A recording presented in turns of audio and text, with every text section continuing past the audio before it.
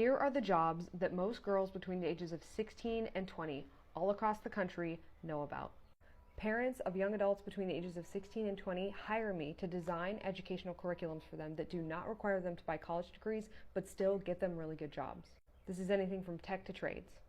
One of the problems I identified at the beginning of this was that the age range that I'm working with all across the country, and I found this to be a national problem, is that there is very little vocational creativity.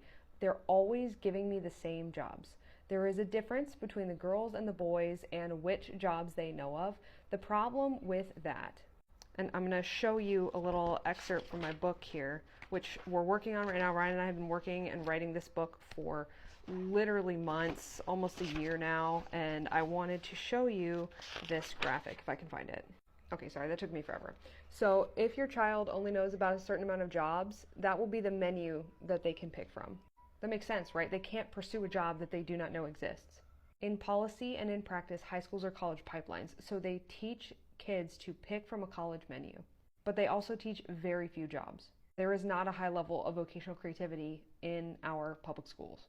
So here are the top 7 jobs that the girls give me, and take note of how many of these jobs legally require them to purchase at least one college degree, if not more, in order to get into this profession. Teacher, number 1. Number 2, social worker. Number 3, psychologist. Number 4, nurse. Number 5, doctor. Number 6, interior designer. And number 7 is photographer. There are only 2 on this list that do not require college degrees. But for interior designer, I know that they're being told that they do, even though legally that is not the case. And then sometimes people get a little further ahead, but that is the average. Most of these girls can only name between 6 to 8 jobs. The bonus jobs that will sometimes come up if they get a little further down the list are going to be lawyer, makeup artist and influencer, veterinarian, and marine biologist. Do you see how many of these jobs literally legally require them to buy college degrees to get them?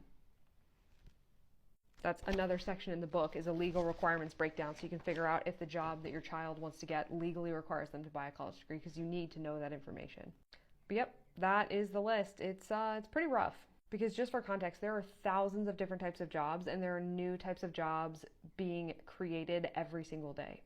I view this as a real crisis, though, because funneling most or all children through this very narrow view of work is not going well, as we can see from the student debt, as we can see from the poor ROI on college degrees, as we can see from the fact that college degrees are costing $104,000. Why? Because there's enough demand, because all of these kids are being told to go into one of these jobs. These are the only jobs that they know about, so they end up going to college, and then it's just a vicious cycle, and a lot of it can be fixed by information and creative thinking.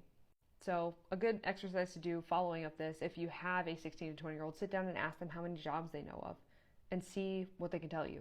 And if your child is facing the college cliff because they're about to graduate in a little bit over a month here, then feel free to apply for the program. I do one-on-one educational design, so like I said, anything from tech to trades, midwife apprentice, watchmaker school, salvage diving, software development, AI and machine learning, and anything in between.